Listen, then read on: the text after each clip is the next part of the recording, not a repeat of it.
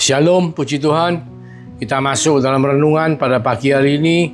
Mari sebelumnya kita berdoa, tundukkan kepala. Terima kasih Tuhan Yesus untuk berkat firman-Mu pada hari ini. Sebentar kami mau duduk diam seperti Maria. Kami mau belajar, kami mau mendengar firman-Mu. Kami percaya ketika Roh Kudus memeteraikan itu dalam kehidupan kami Tuhan, maka hidup kami akan menjadi lebih baik. Tuhan berkati setiap daripada kami. Bukakan telinga kami, bukakan hati kami untuk ditaburi benih firman-Mu. Terima kasih Tuhan Yesus. Di dalam nama Yesus, kami mengucap syukur, kami berdoa. Haleluya. Amin. Puji Tuhan, kita akan masuk ke dalam topik yang umum sekali, tapi saya percaya ini akan menjadi berkat yang besar buat saudara dan saya. Judulnya adalah marah atau kemarahannya. Jadi, ya saya percaya setiap dari saudara pasti pernah mengalami satu titik di mana saudara menjadi marah, bahkan bisa sangat marah sekali. Saya pernah mengalami itu pada waktu saya dulu mungkin jauh lebih muda ya, kira-kira 25 tahun yang lalu.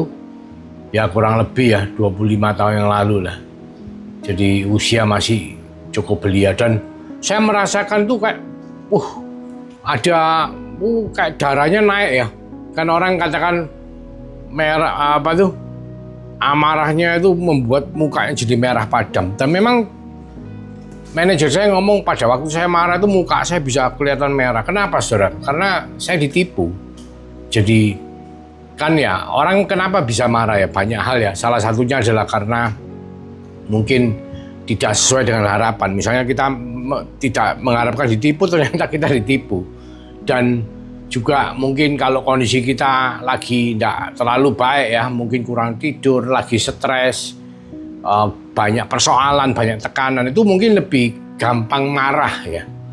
Dan tentunya yang paling kita bisa pahami adalah ketika bangsa Israel itu keluar dari tanah Mesir terus berjalan menuju ke tanah Kanaan, kan mereka itu kan kayak suka bersungut-sungut, suka tidak terima ya. Karena apa? Karena waktu mereka menjadi budak itu mereka diperlakukan sedemikian rupa sehingga yang namanya budak kan selalu ditindas. Itu ada kayak perasaan tidak puas, kayak amarah yang ngempet ya. Namanya budak ya kan tidak berani. Nah itu hal-hal itu yang mengganggu hati itu yang membuat kita tuh gampang marah, saudaraku. Pertama ya kita harus tahu apa yang biasanya menyebabkan kemarahan kita ya. Mungkin masing-masing nggak sama. Pada waktu itu saya mengalami marah itu karena saya ditipu, satu. Terus kedua saya juga pernah marah karena orang ingkar janji. Dan ingkar janjinya itu kayak mungkin sengaja dan memang sesuatu yang sangat di luar ekspektasi. Akhirnya apa yang terjadi? Terus saya marah itu terus keluar perkataan amarah ya. Tentunya perkataan yang tidak jadi berkat, istilahnya mungkin tidak penuh kasih, yang seringkali kalau kita tidak mau melontarkan gitu aja orang bisa sakit hati. Ya siapa yang tidak sakit hati kalau dimarah-marahin ya. Jadi itu satu itu. Kedua mungkin kalau kita kondisi tidak fit terus kita tahu-tahu marah sekali, itu resiko saudaraku. Bisa kena serangan jantung, bisa kena stroke ya. Tensinya naik. Nah itu bahaya. Jadi amarah itu dari sisi fisik bahaya. Dari sisi dampak, mungkin bukan cuma buat kita sendiri, buat orang yang mendengarnya pun juga bisa sakit hati ya. Namanya orang dimarahin, atau mungkin mereka merasa tidak enak gitu loh. Wah itu yang namanya pegawai waktu itu tanya di kantor, loh Bapak kok marah kenapa gitu ya. Tidak bertanya langsung, tapi kan kayak ikut-ikut takut gitu. Biasanya tidak pernah marah, kok tahu-tahu marah seperti itu. Nah itu kita akan membahas mengenai kemarahan. Jadi di Alkitab kalau Raja Daud sangat indah sekali ya. Dia menulis di Mazmur 4 ayat 5 ya. 4 atau 4 ayat 5 ya. Ada perbedaan antara terjemahan Indonesia dan terjemahan luar. Dikatakan, biarlah kamu marah tetapi jangan berbuat dosa. Berkata-katalah dalam hatimu di tempat tidurmu tetapi tetaplah diam. Ya. Marah ya oke, emosi. Tapi jangan ngomong, karena kadang-kali kita kalau ngomong itu kayak bruwol gitu ya, kayak ada yang ngambrol, itu nanti terus bisa menyakitkan orang ya. Satu juga bisa membuat kita menabur hal-hal yang tidak baik di kemudian hari. Orang kalau sakit hati tentunya akan pasti cari kesempatan untuk membalas ya. Ya memang tidak semua, cuman biasanya seperti itu. Itu kalau Raja Daud menulis di Mazmur 4 ayat 5 itu seperti itu. Sedangkan Rasul Paulus menulis di Efesus 4 ayat 26 dikatakan, apabila kamu menjadi marah, janganlah kamu berbuat dosa. Janganlah matahari terbenam sebelum padam amarahmu. Jadi Rasul Paulus mengingatkan, ya misalnya kamu kalau sempat marah, tapi jangan lama-lama marahnya. Jangan sampai dibawa, sampai berlarut-larut, sampai dibawa tidur, jangan. Tapi selesaikan amarah itu. Itu menurut Rasul Paulus. Ya memang marah itu bukan untuk sesuatu yang dilampiaskan. Yang kalau saya pribadi, mungkin kalau kita merenungkan firman ini, saya lebih senang kalau kita bisa seperti apa yang Daud katakan. Jadi kalau kita marah, kita lebih baik diem, kita duduk tempat tidur, dan jangan berbuat dosa. Karena apa? Kalau keluar nanti menyakitkan hati orang, ya. Terus banyak, ya namanya orang nabur sesuatu yang tidak baik, satu hari kan pasti menuai. Dan itu semua tidak mungkin lepas ya. Benih yang ditabur pasti akan kita tuai. Jadi kalau kita marah, sebaiknya kita diam. Kita jangan berbuat dosa, dan jangan lama-lama. Kita harus nyari settlement, istilahnya nyari penyelesaian. Supaya apa? Amarah itu tidak menguasai kehidupan kita. Karena kalau kita dikuasai oleh hawa nafsu amarah, ya kita lihat sendiri ya, beberapa video viral di TikTok itu kan menunjukkan kalau orang marah sampai bisa berantem, bisa menjadi sok jagoan, bisa ngeluarin pistol, padahal bukan pistol ya, cuman gara-gara nyetir balap-balapan, potong-potongan keluar pistol apa itu namanya, pistol angin apa pistol apa, tapi itu karena dia melakukan hal itu urusannya panjang, sampai polisi ikut turun tangan dan lain sebagainya, karena itu kan tidak boleh. Jadi kalau marah ya paling benar itu, paling baik ya jangan berbuat dosa, ya kita diem, duduk ya, nggak ngapa-ngapain di tempat tidur kita, dan jangan berlarut-larut, sudah selesaikan. Itu paling baik. Saya pernah beberapa hari yang lalu waktu ada undangan teman saya, tiba-tiba sebelum berangkat saya berdoa, Roh Kudus pimpin saya supaya saya ini bisa terkontrol ya. Ternyata apa saudara? Wah, waktu di jalan saya dipepet saudaraku sampai mobil saya keserempet. Itu kalau saya tidak berdoa terlebih dahulu, mungkin bisa jadi namanya diserempet ya, bisa jadi masalah gitu loh. Jadi ya itu salah satu dari hal yang kita harus lakukan adalah kita berdoa. Kenapa? Karena kalau kita marah itu kita tidak bisa doa, saudaraku. Ya, coba kita lihat ya di 1 Petrus 4 ayat 7 ngomong, kesudahan segala sesuatu sudah dekat. Rasul Petrus yang ngomong, karena itu kuasailah dirimu dan jadilah tenang supaya kamu dapat berdoa. Ya, jadi kita itu kalau marah kita tidak bisa berdoa, kita tidak tenang. Orang marah itu pasti tidak tenang. Ya, kadang-kadang kalau emosi kan kayak orang habis maraton gitu ya, napasnya menggos-menggos gitu ya. Saya lihat kadang-kadang orang yang marah-marah itu, yang di viral-viralin itu kayak gitu. Wah, kayak orang itu nggak bisa menahan diri, dan ya itu. Rasul Paulus mengingatkan ya, kesudahan segala sesuatu sudah dekat, karena itu kuasailah dirimu dan jadilah tenang ya. Jangan marah, jadi tenang supaya kamu dapat berdoa. Nah, ini penting saudaraku. Untuk saudara dan saya meniru apa yang Raja Daud katakan, apa yang Rasul Paulus katakan, dan apa yang Rasul Petrus katakan. Nah, kita mau lihat satu contoh. Tuhan Yesus itu loh marah. Ya, saudara kalau mau tahu ceritanya ya, ceritanya mengenai bait suci. Kejadiannya di bait suci, Tuhan Yesus marah sekali ya. Dikatakan di Yohanes 2 ayat 15 ya. Di Yohanes 2 ayat 15. Waktu itu Tuhan Yesus tuh datang ke Yerusalem dan masuk ke bait suci. Dia melihat di bait suci, dia ingin tahu apa yang terjadi di situ, dan saudara di Yohanes 2 ayat 15 dikatakan Tuhan Yesus membuat cambuk dari tali lalu mengusir mereka semua dari bait suci dengan semua kambing domba dan lembu mereka. Uang penukar-penukar dihamburkannya ke tanah dan meja-meja mereka dibalikkannya. Wih, ngamuk ya. Sampai seperti itu, saudara. Ya, kalau sama seperti yang di viral-viral itu, gak bisa ngontrol emosi. Kenapa? Nah, kita tahu ya, bait suci itu kan yang saudara lihat ya di PPT yang saya tampilkan di depan ini kan kelihatan sekali, gede sekali. Memang pada waktu itu dibangun ulang oleh Herodes dan sangat megah, saudara. Karena Herodes ingin mengambil hatinya orang suku Yehuda, terus bait sucinya itu diperbaiki, dibangun megah sekali ya. Itu coba kita lihat pelatarannya itu gede seperti itu. Nah, semestinya pelataran gede kan bisa nampung orang banyak. Ya.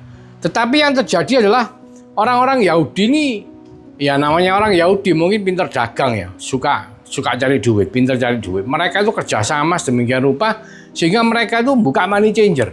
Di halaman itu yang mestinya dikatakan di halaman itu pelataran itu hanya untuk bangsa-bangsa bisa datang berusaha untuk beribadah, itu dibuat kayak money changer, terus jualan ternak ya. Ternak untuk apa? Untuk korban bakaran. Karena kan orang yang pada zaman itu, zamannya Tuhan Yesus ya, orang yang datang ke bait Allah, mereka itu harus untuk bisa berdoa, mereka harus membawa korban persembahan, sembelian ya, yang nantinya korban itu dibawa ke imam, sama imam diperiksa.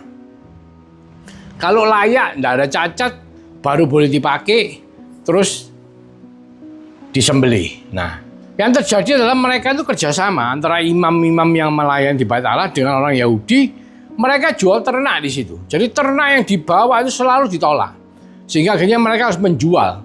Nah, ada yang menjual diterima dengan harga murah, terus dijual kembali kepada orang yang lain dengan harga yang jauh lebih mahal.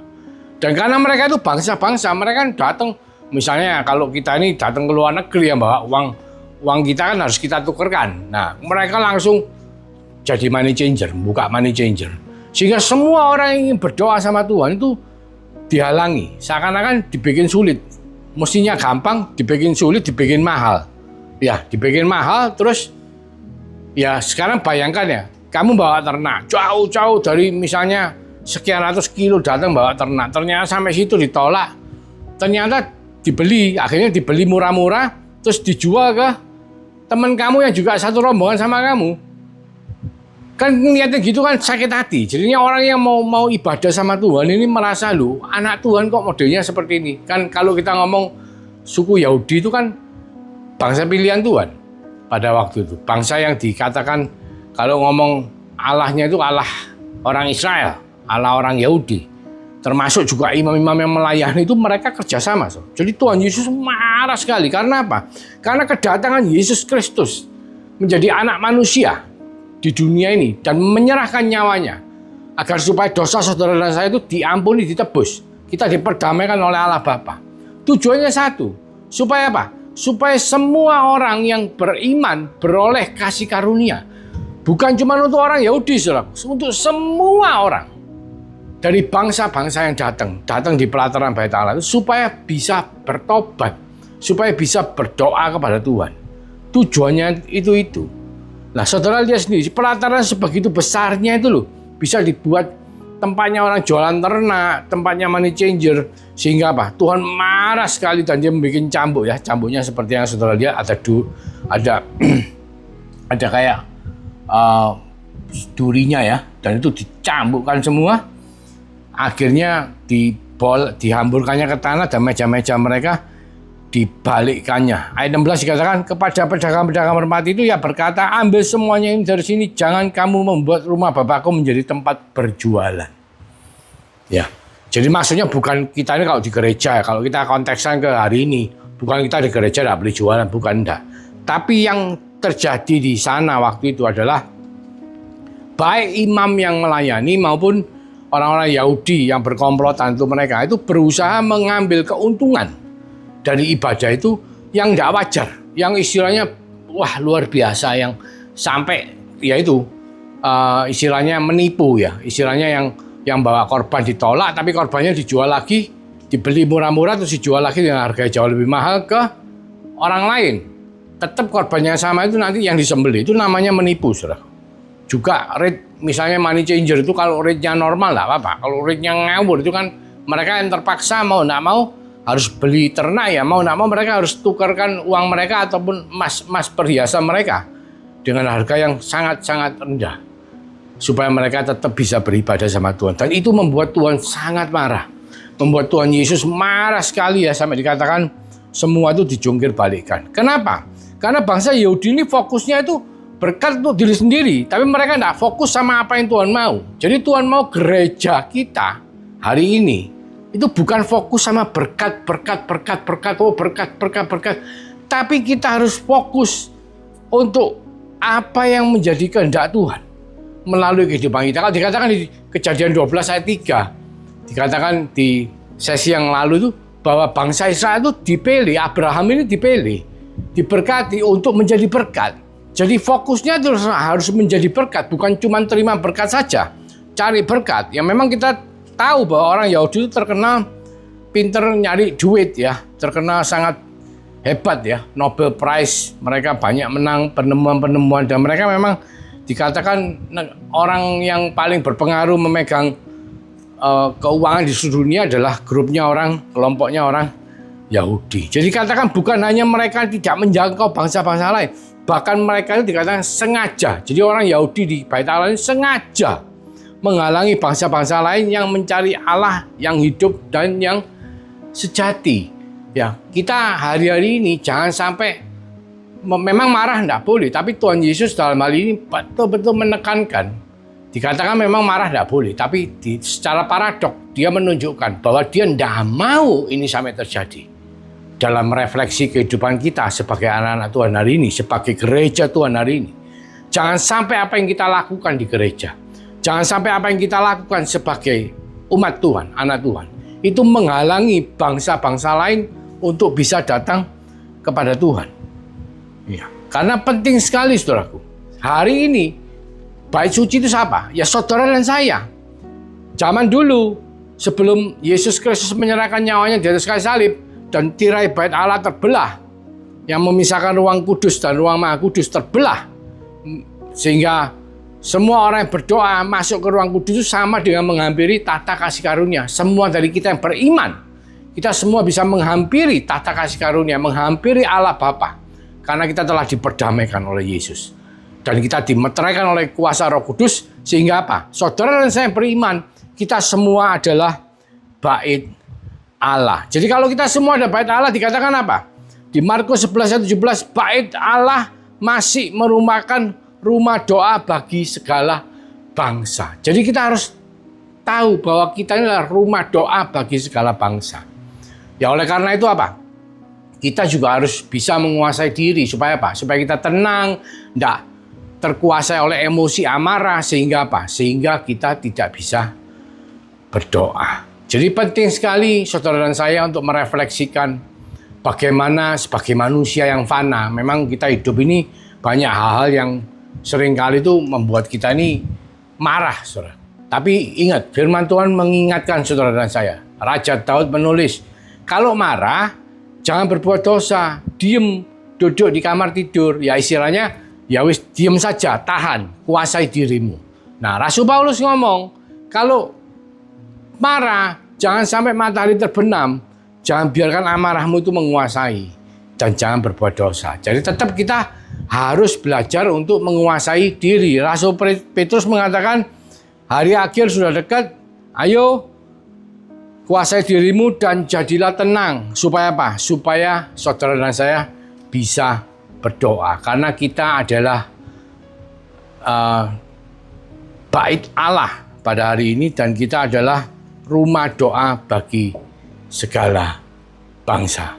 Mari kita berdoa. Terima kasih Tuhan Yesus mengingatkan setiap daripada kami untuk belajar menguasai diri kami, belajar untuk tidak dikuasai oleh amarah yang ada dalam kehidupan.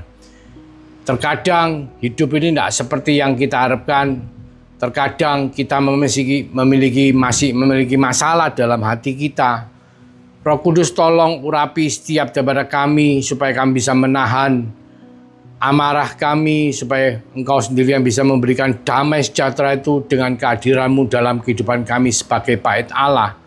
Sehingga kami bisa menguasai diri kami dan menjadi tenang, sehingga kami bisa berdoa. Terima kasih Tuhan. Kiranya berkat daripada Allah Bapa, melalui kasih karunia daripada Tuhan Yesus Kristus, yang telah Kau meteraikan melalui meterai Roh Kudus dalam kehidupan setiap daripada kita yang selalu melindungi, menyertai, memberkati, membuat kita bisa menguasai diri. Mulai dari hari ini sampai Engkau datang yang doakannya, bahkan sampai Maranatha. Di dalam nama Tuhan Yesus Kristus, kami mengucap syukur, kami berdoa. Haleluya. Amin. Tuhan Yesus memberkati.